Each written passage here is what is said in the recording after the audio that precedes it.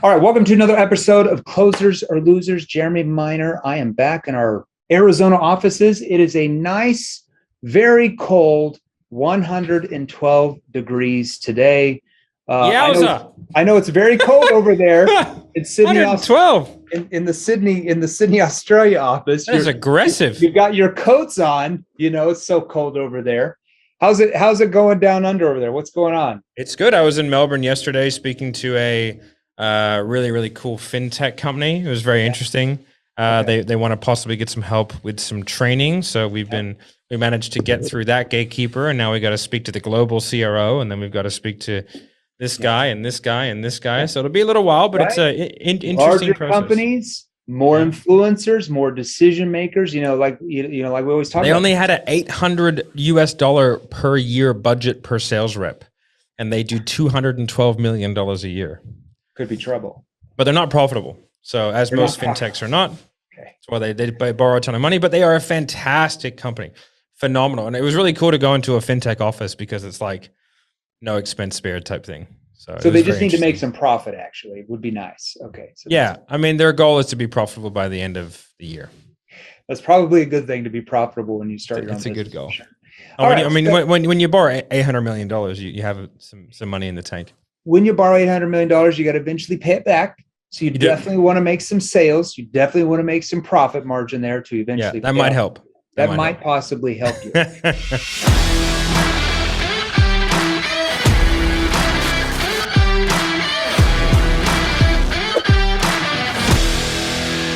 Yeah. So hey, thanks for being on here. I know I was gone for a couple of weeks. Took a little 3-week vacation back to the lake house. So it's good to be back here in the offices and everything. I know you had a subject matter you really wanted to focus on today, based on just people talking about it in our Facebook group. Yeah. So some of the differences in industries, and I guess maybe some of the pros and cons. But I think one thing we get a lot, as soon as somebody posts up a testimonial, they go, "Oh, like what industry are you in?" And so, I'd like to kind of hear, as someone who's sold in 4 different industries. I've really only sold in 2. Yeah. As someone who's sold in 4 different industries, yeah. I guess, what do you think some of the pros and cons, or some of the differences in selling or approach that you would use depending on kind of what it is you're doing? And I know that one of the big ones at the moment, especially with kind of the upcoming recession, a lot of the questions we're getting from car sales guys. Yeah. Right? Well, it's true. Like I sold in 4 different industries. Okay. 2 were B2C. Okay. So business to consumer, mano to mano, talking to a husband and wife, something like that. And then 2 were B2B. One was more SMB, and the other was probably a little bit bigger companies, maybe like Fortune 1000 companies, few Fortune 500, but maybe Fortune 1000. So big difference in sales process. So typically with B2C, like I said, there's advantages and there's disadvantages of both. All right. So all of that can be learned. B2C, for the most part, there are different industry circumstances. For the most part, B2C is more 1 or a 2 call close. For most, 1 or 2 call close. Okay. For B2B, and like I said, there are some variants there that could be a little bit longer. For B2B, let me correct this. For B2B, sometimes if you're selling to like a mom and pop retail store that has 1 decision maker, it can seriously still be a 1 or 2 call close. It's basically B2C. The way that I like to distinguish it is when people go, I do B2B sales, I go, wait. I like to distinguish between like small business and like small like SMBs or like and then enterprise. Yeah. Well, even SMB, I mean, like there are some, smaller companies that, let's say they do 30 or $40 million a year. That's still pretty small. And comparatively speaking, that will still have 4, 5, 6, 7 decision makers or influencers that you have to be able to get on board to make that sale. Yeah, like if somebody wants to sell us into something, it'll usually end up going through head of marketing or head of sales. Then from there, they'll pass it up to the CRO. And then from there, they'll pass it up to me and you. And then me and you will have a chat and make a decision. Yeah. So you're still looking at 5 people there. So and we're a sales training organization, right? So we're not an enterprise company yet. Okay. So it really depends. So, in a B2B cycle, it could still be a 1 or 2 call close if it's a really, really tiny company, or it could be a 1 call discovery to a C-level executive. that then goes into, let's say you're selling some type of SaaS or software that then goes into like a second call demo with the same C-level executive and maybe the CTO or the department head. Then the next call might be scheduled out a week later, and that's a proposal, right? That brings in another one or two decision makers. Then the next call might be a meeting with the board, right? That could be 5-6 weeks later, right? Depending on I've actually got to, I would like to dissect that a little bit. How would you pre-plan that process out, or would you kind of, I guess, just have your NEPQ principles that you're using and just try and get through as many as you can on each call? When you're okay, so when you're navigating through an organization or a company, you have to, there's going to be some different questions you have to ask for them to even tell you who the other decision makers are. Because here's a problem that I see a lot of salespeople do that transition from B2C, where they're used to like the spouse objection, and trying to close on the first or calls close. And then they try to bring that in and use that when they're selling like SMB, even SMB or enterprise, and they're trying to close on the first call or two, or trying to force their way into getting all decision makers on the call. And a lot of times the C-level executives just like, oh, well, I'll bring it up to them and we'll get back to you if I'm interested. And you're like shut down very quickly. Or they'll say, oh, no, I make the decisions. And they really don't. Okay. Because even let me give you an example. Well, what are some questions that you could use to then kind of uncover? So on the first call, you schedule the demo, and then you would say, now, John, help me understand, like, can you walk me through your company's decision-making process when it comes to actually solving these type of problems? And I used that one yesterday. Problem, right? Yeah, exactly. And what did they say? Well, the interesting was like we had under the impression that he was the decision maker. But he ultimately wasn't. But he was, but under a threshold of which we could do any help. Yeah. So like I can't solve your problem for 10 grand. Yeah. This is a much larger problem. you know what I mean? Much larger problems. Yeah. Yeah. And so like, okay, we're going to need to then get some approval. And we're also going to have to pull two different budgets together.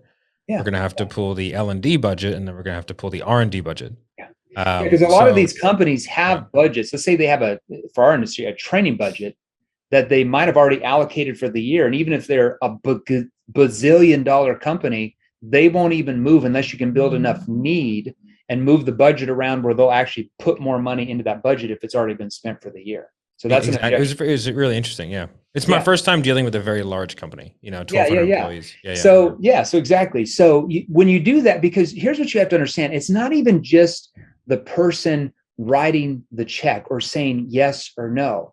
It's also the people that would be, let's say, once again, I'm just going to use an example. You sell cybersecurity or some type of software or SaaS. It's also the people using that and implementing and training. It could be this chief technology officer. Now, they might not be able to make the decision on yes or no, but are they going to influence that decision with the CEO or the department head? 100%, because maybe they feel threatened by your solution. Maybe if that solution comes in, it's going to tell their boss that maybe they don't really need them or they're getting paid too much. So there's different things that you have to understand you're competing with in a B2B sale, that it's not just this person can say yes or no, but this person can come to the ultimate decision maker and try to convince him it's going to be too hard to install. It's going to take too long. It's going to slow us down. It's going to cause us to lose sales in the meantime. And that creates doubt and uncertainty in their mind, because the person at the top of the company, let's say the CEO like you, they're not always down in, they don't understand necessarily all the problems that the department head person would understand. They're just overall like strategy and vision. They're not down in the trenches, right? But if the trenches people start saying, hey, this isn't going to work, it could cause this, it could cause that, even though the CEO likes it, he then gets convinced that maybe it's not such a good idea after all, and boom, it's done. Squashed. Yeah. So what was that? Did you started in more B2C? My first job was B2C, selling alarms door to door. So that was definitely a one call close. Yeah. So what was that transition like for you? Because I know for me, my default is to just push, because I'm so used to the person that I'm speaking to being the ultimate decision maker. So it's you have to sort of really change your success metrics. I walk, if Marco doesn't close someone on the first call, he's really frustrated. But I'm like, dude, you're not going to close a 9-figure company on one meeting. It's not going to happen. It's not. They're not allowed, because they have to go through a process of getting approved with the board, going through legal with the agreement. They literally, even if they wanted to say yes, they can't, right? It's just Yeah. not the way it works. It's the same way with our company as well. If it's a certain threshold, So, so going from B2C, like door to door, one call close, throwing it over my back, going into like the next industry that I was in was more B2B, like debt relief sales, calling and selling to companies. It did take me about a month. But the reason why I picked it up so fast is I took NEPQ that I had still been developing from door to door. And I'm like, okay, what problems do these companies have? Okay. A, B, C, D, E. How does my solution solve those? And then I'm starting to write questions, from connecting questions to, situation, to problem awareness, to solution awareness, and the whole structure I wrote out. Now, it obviously, I had to tweak it as I went, because I found, that's not going to land. That question not going to make sense to this person that I'm talking to.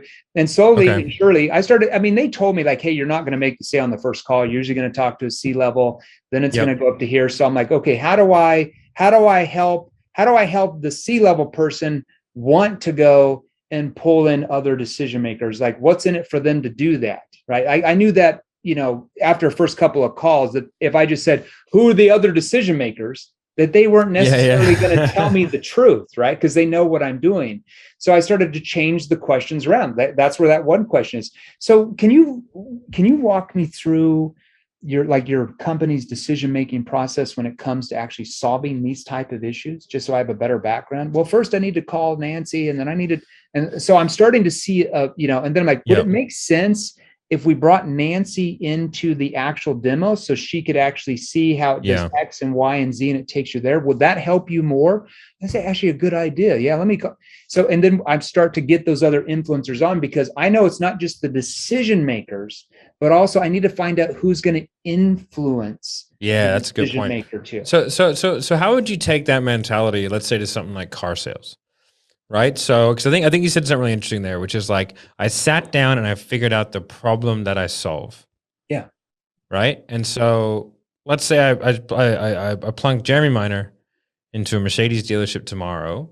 Yeah. Like, what is your thought process behind crafting your scripts, crafting your approaches? Like what, like, it really how are depends, you going at it that? Depends on, like with car sales, because we train a lot of car dealerships that just crush it now, even during the pandemic when there's no cars, they're still tripling sales. So with car dealerships, it really depends on, the brand of the car, and it also depends on the price tag of the car. For instance, if I'm selling Royal Royces and Ferraris and, Bentleys that are $300,000, $400,000, $500,000, people are not. And how much is the Flying Spur exactly? $325,000. That's my next car. But anyways, so if I'm selling those 6,001 pounds. Yep. Exactly. Yep. If I'm coming in as somebody looking at that car, I'm not coming in because I'm concerned about overpaying gas, with gas prices being so high. I'm not concerned about, will it get me to point A to point B, because my car keeps breaking down and I'm afraid I'm going to lose my job. Whereas a used car dealership would have more of that problem.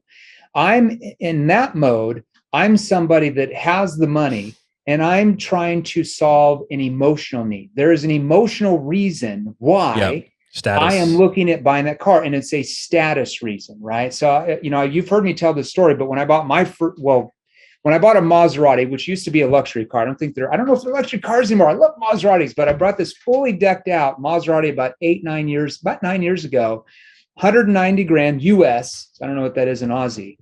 And I remember $4 million. I know, right? So I remember, driving that into one of really my first clients. This is before you were here, 4 years ago. And I remember driving that car into like a luxury dealership that we were training. They sold Bentleys and Aston Martins and everything. And the sales manager's like, I don't think any PQ will work because rich people are just going to buy it just because they have the money. They don't have any problems. I'm like, oh, really? You see that car out there, that $190,000 car? Why do you think I buy that car? He's like, because you're rich and you can do it. I'm like, no, not at all. It's because when I was a kid, my stepdad lost his job because he became disabled. And we went from a middle-class family down to welfare. And I remember going to practice one day with the cheap baseball cleats on. Everybody had the Nikes on and they made fun of me. And from that moment forward, I was like, I have to prove everybody wrong. Like, I never want to be poor again. I never want to be made fun of. And that drove me to have massive success. And when I had that success, I wanted to show my neighbors my status. I wanted to buy a bigger home. I wanted to get nicer cars. I wanted to show people I graduated high school how well I'd done. I wanted to have that status. And so that car, that Rolls Royce or whatever, solves an emotional need of mine. Now, if you're selling a Honda Prius, or is it even a Honda? No, a Toyota Prius. I'm sorry. Toyota Prius, yeah. Toyota Prius, you're not really solving an emotional need unless it's all about the environment, which it could be. It could be an emotional need that, oh shit, gas has doubled or tripled in prices. I don't even know. And I can't afford this truck I'm driving that gets me 15 miles to the gallon. I need something that gets me 60 miles to the gallon. And that's solving a major problem. So it depends, like in cars, it depends on what type of vehicle you're selling. Is it solving an emotional need? Or is it like really solving a problem like high gas prices, or the car keeps breaking down that you have now? You don't like the car. There's different things. So once you know what problems you solve and or emotional needs and how you solve that, then you can write out connecting questions, situation questions, problem awareness. It's easy. And that's why we get massive results in every industry we train in, which is 158 industries at this point. So like, if that's the case, and that guy was saying like, oh, just rich people that don't have any problems, like, what is the approach that they would take in order to sell that car? And like, I guess, what are some of the pitfalls that they're falling into because of the assumptions that they've made? Well, car salespeople, especially that sell high-end cars, and just walk into a car dealership and just experience it yourself. I always associate them with real estate agents. And a lot of times this is a door. This is a kitchen. Yeah, they just walk in and they're like, "Oh, I really like this about the kitchen." And I really how it flows like through this. into the and living they just room. Start telling you what the real estate agent likes. And I always lose my mind whenever I watch this. I'm like, just ask them about their current house. Yeah, ask them what their current situation is and why they're even looking to change their house. The same thing is true when I go into luxury car dealerships. They're like, "Oh, you got to check out this new Lambo. Like, the wheels are awesome and it does all this cool stuff." And I'm like, I'm not even really, I don't care about the wheels. I care more about this. Like, they're not even asking me. So that's a major pitfall that real estate agents I've found before we train them the right way to do it. And, high-end car dealerships that sell, 100,000 plus cars, is they just show and throw up and tell them all the cool things about the car and then hope and pray the rich person is going to want to buy it. It's not a very profitable way to sell. So it's just selling on the features and benefits of what's in front of you. I remember when I went to buy my car, which is, it's a nice car. It's a Mercedes C63. The guy tried to get me to buy the one down. Yeah. Which is the C43. He's like, "Oh, it's basically the same car, but instead of a V8, it's a V6 and this, and this." And I just went like, he was really trying to sell me on it. And it was like 50 grand cheaper. Yeah. I just said like, "No." I said, I want this one. And he was like, "Why?" I said, "Because every single time I pull up to a light and there's somebody in this car and I'm in that car and I have the V6 and they have the V8, I go, I will feel like a piece of shit and I will regret it every single day." It was a status for you as well. Yeah, and I would have regretted it. I would have said, for only 50 grand more, which, sounds like a lot, but it just isn't that much, right? I was like, that car provides me with so much more fun and like status and like they're much rarer. And I was like, why would I buy? I was like, I'm the person, like you always had three packages. Yeah. The really expensive, the middle, and the lower. I always buy the expensive one, even when I was broke, because I was like, oh, well, that must be the best. I want the best one. Yeah, see, he never found out. He never asked. He never understood why you're even looking for that type of car in the first place. So he would have downsold you, right? When and that's the problem with it's not just car dealerships or real estate agents. We find that out in pretty much every industry we train in. Yeah. Does the same thing. That's a lot of people, they're just selling features and benefits. They're not selling, one of the things we ask a lot of companies when they go like, what is the sales training that you provide for your staff? Yeah. And they go, oh, we're teaching about this and it's all product. Yeah. It's like, I could sell a Porsche knowing nothing about Porsche. Yep. I could sell a Lambo knowing nothing about Lambos. Like All they need to know is that it is. You could go sell maintenance equipment and brooms, knowing nothing about it, and within 30 days be the top salesperson. You could go sell real estate. You could go sell yachts. You could go sell cybersecurity. You could go sell insurance. You could sell financial services. Within a few months, be the top rep, because you figure out what problems do the prospects have, what are the root causes of the problems, how is it affecting them. You write it around that and how your solution solves all that to get them where they want to go. And it works in every industry. That's why we get results in every industry. And that, it goes proves to point, and this sort of done for you, Arm. We just took on a financial services company where it's a proper financial services company. They're redoing 401ks and mortgages and all that kind of stuff. So we have to have a licensed financial services provider on the call with us. Yeah. But what the business owner found was that those people were so bad at selling because all they did was go through features and benefits that he hired us to be the salesperson. So now they have somebody with their financial services license and the salesperson. All the scripts had to get vetted by lawyers and all that kind of stuff. And then our guys are selling the house down, and then it just hands over to the guy and he goes, okay, cool. Let's just do your paperwork. Done. Like that. Selling 4 a day. Right.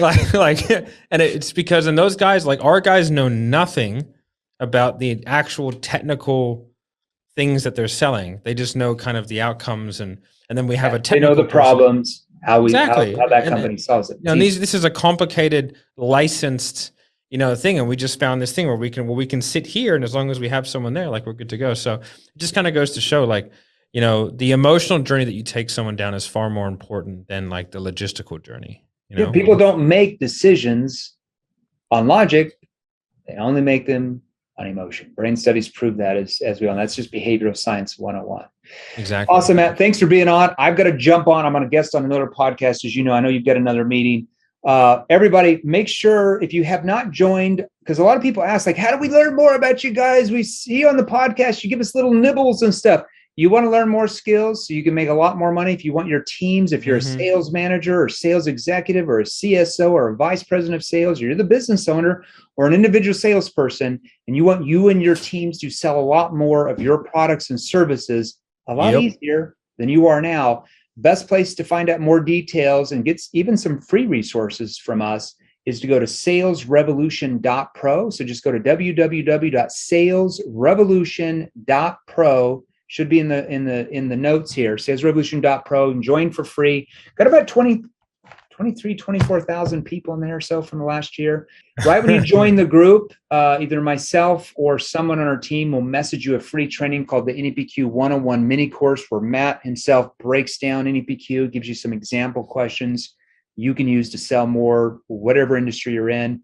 We go live in the group about 3 to 4 times a week as well, with different trainings, different Q&A. So salesrevolution.pro.